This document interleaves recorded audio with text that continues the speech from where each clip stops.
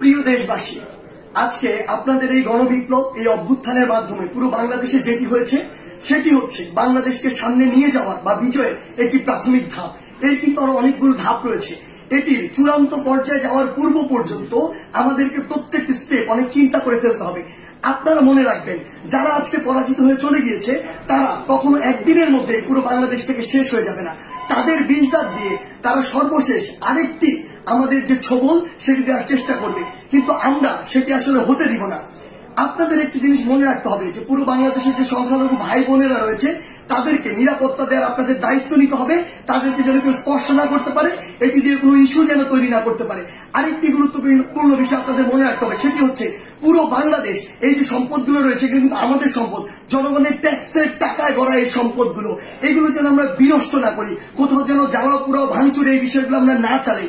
কারণ দিন শেষে আবার আমাদের ট্যাক্সের টাকায় এগুলো আবার পুনঃপ্রতিষ্ঠা করতে হবে। বাংলাদেশ অর্থনৈতিকভাবে এখন কিন্তু ভালো অবস্থায় নেই, সেখানে এগুলো আবার গড়ে তুলতে আমাদের অনেক বড় একটি সাফারিং এর মধ্যে দিয়ে যেতে হবে। সেই জায়গায় আপনাদের প্রতি অনুরোধ, আমাদের এই কাজগুলো আমাদেরকে রিপ্রেজেন্ট করে।